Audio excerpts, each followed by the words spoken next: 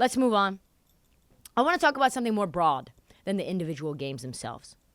After watching the first round of the NBA playoffs, something has become very evident, very obvious.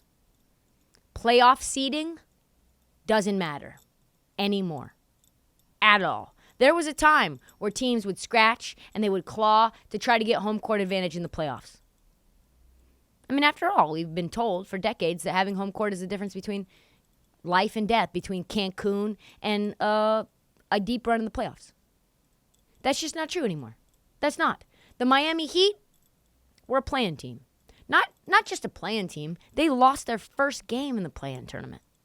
They were down by double digits to the Chicago Bulls, scratched and clawed just to get the 8 seed. And you know what they did? They just beat a team that won 2 years ago the NBA title. Yes, there was no Giannis for 2 games, but it didn't matter. They didn't have Tyler Hero either, one of their best shooters. They made quick work of him in 5. Everybody thought that the Heat were going to get bounced in 4. Nope.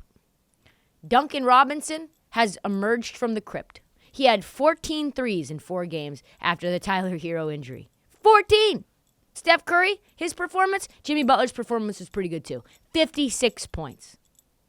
The Bucks are done. Bud might get fired. He might have dismantled the Milwaukee Bucks, Jimmy Butler, an 8 seed. The Warriors, the fact that they were a 6 seed, Jokeville, made no sense. They were always, we said this all year, the Warriors are a wolf in sheep's clothing. Do not sleep. The only thing that the Warriors are pretending is that they're not contending. That's it. There was all this talk, oh, Warriors are old. Oh, they're done. Their road record's trash. How are they going to win in the playoffs if they can't win on the road? That was some bullshit. Did you see what they just did? They got 2 wins against the Sacramento Kings, one of the toughest places to play in the NBA. Oh, they don't have youth on their side. But the truth is, what we now know, this is a fact. A fact nobody's talking about. The Warriors don't have a tank for the regular season anymore. They are old. Their tank is 28 games.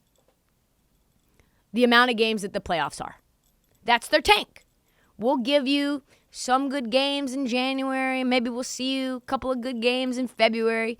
We'll get up for our home crowd. But when we go on the road, you're not getting our A squad. You're not getting our A effort. And if we lose to the Detroit Pistons at Little Caesars Arena, be thankful that we didn't give you our full force. Because when we have it, there's no one on the planet who can beat us. And that's what Draymond said. I can barely get out of bed in February. Jesus Christ. Did you see the performances that he had in the playoffs? He had 20-something points. One of the most efficient performances. Insane defense. Yeah, he did stomp someone in the chest. Turns out that was pretty effective for them too. When he got suspended and unlocked the things that they needed to know in order to have better spacing. That's the kind of bad luck that the Warriors have. Bad luck that ultimately turns into good luck. You've got Steph 35, Klay 33, Draymond 33. They're not mustering up the energy to play defense against the Detroit Pistons. Are you kidding me? No. So the next time the Warriors are in February and they're like a borderline fringe play-in team, just remember, they're still a title team. They are never dead. Until one of them leaves, one of those core 3 leave, maybe that's this offseason. I don't know.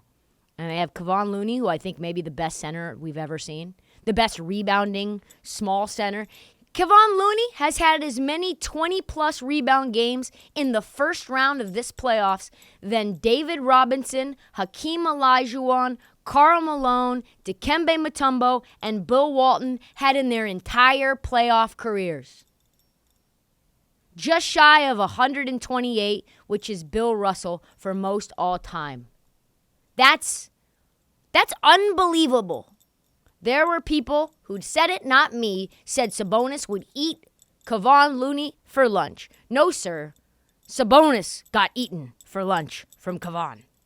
So, yeah, it doesn't really matter to Golden State. They just wanted to avoid the play-in tournament, which, honestly, even if they made it to the play-in tournament, they probably would have played the Nuggets and beat the Nuggets in 6.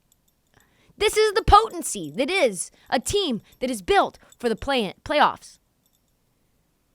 Do you want to play the Warriors ever? The answer is no. The answer, along your path, that's why I didn't want the Kings to play the Warriors in the first round, because they are at the end of the day inevitable. This is the trend, though, of the future for me. I think you're seeing this with LeBron. LeBron just takes full plays off in the middle of a game to conserve his energy for winning time, because that's the only...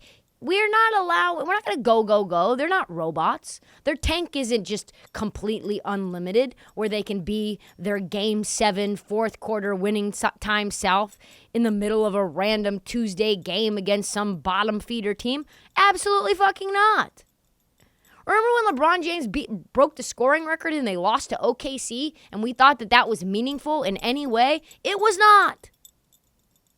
This was a team given up for dead at the trade deadline. Below 500. LeBron James injured. Anthony Davis injured. In other words, they were cooked. Rob Pelinka pulled something out of his hat. I don't know who he has pictures on where he was able to make those trades, but retooled the roster, reinvigorated the team, and now they are scary. I think this is the trend of the future. It is now called the conservation of star power.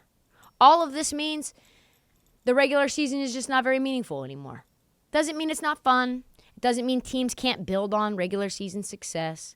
It doesn't mean that we should just cancel it altogether. It means that guys like LeBron and Steph and Draymond cannot be judged by their individual performances or team performances until playoff time. That's it.